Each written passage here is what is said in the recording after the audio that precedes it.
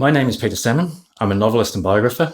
I recently wrote a biography of Jacques Derrida, the French philosopher, called An Event, Perhaps.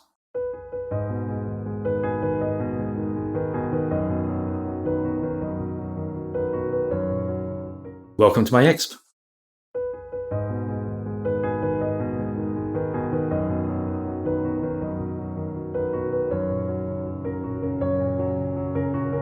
So, what is deconstruction?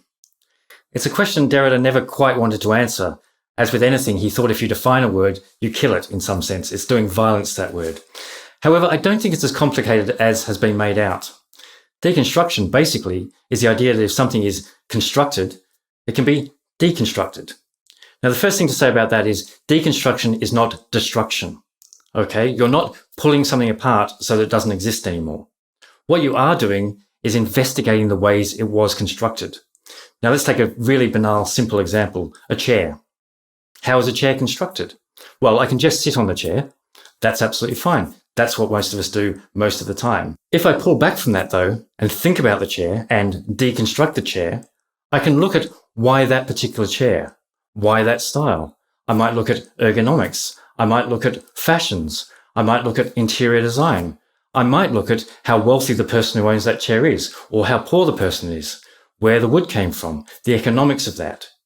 You can break the chair down. The chair is still there. However, it's been deconstructed. And what Derrida did was to take this idea that you can deconstruct something and apply it to things like truth, to things like God, to things like justice.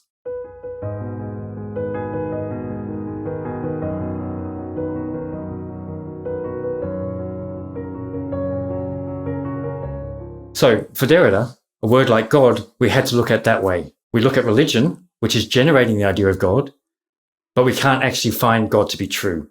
But we can deconstruct it, and we can deconstruct religion. Interestingly, he said a similar thing about truth.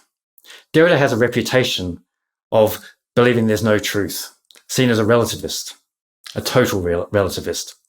This was a position Derrida argued against throughout his life. What he did say was that we can't know whether there is truth. I'm talking about truth in the capital T philosopher's way. We can't know. In fact, deconstruction has no opinion about whether truth ultimately exists. What it can say, like with God, is we can have faith in truth, we can have faith there's no truth, but we can't prove it. And until such time, we have to work with what we've got. We have to explore the way that the word truth is used, what it does. We deconstruct it. Now, all of us in our general lives actually do this. If I read a poem, I can say how true about it. If a friend tells me that their boyfriend, girlfriend, husband, wife is terrible, I can say that's very true. If I do some sums, quadratic equations, I come up with an answer and say they're true.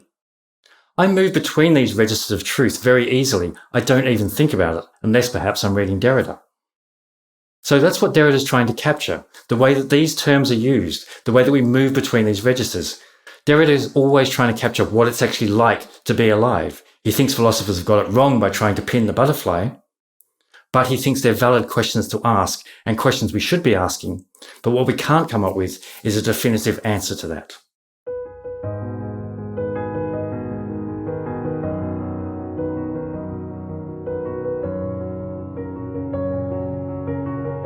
One of the remarkable things about Derrida's work was that it spread throughout the culture.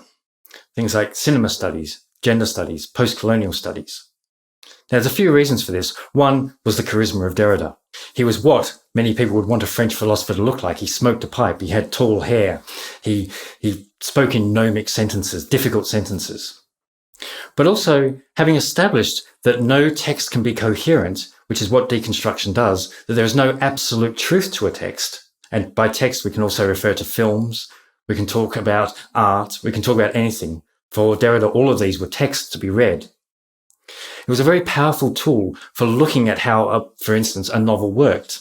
To look at not just what was in the novel, and certainly not just the author's intention, but what was left out of the novel, how the novel wasn't consistent, how a word was used one way at a certain point, how it was used a certain way at a different point. In looking at film, why a particular film is cut in a certain way, what ideology it's trying to put forward, what ideology it's failing to put forward, what characters there are, what characters there aren't, why the decisions have been made to do that.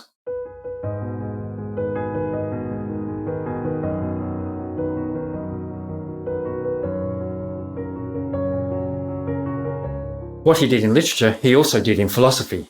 He saw that those texts were also constructed by human beings, that they were cultural rather than natural, and that you could look for inconsistencies. You could look for what he called aporias, things that could not be thought through, again, a Socratic term. So Derrida gave many thinkers the liberty to look at these things in detail. And this was taken up by popular culture. Things like television shows were deconstructed, and many of the deconstructive gestures were taken on, even in things like advertising. Derrida would often start an interview, much like I'm doing now, by pointing out that there's a camera, that there's a producer, that there's a sound person, pointing out how it was a fake, inauthentic environment that was put together. And we have become much wiser at looking at television shows, for instance, and seeing that, knowing that behind a scene, a love scene between two people, there is a vast crew standing around doing things. And often these postmodern techniques and deconstructive techniques are brought into those things, where you will deliberately see a boom mic or deliberately hear a narrator, these ironic gestures.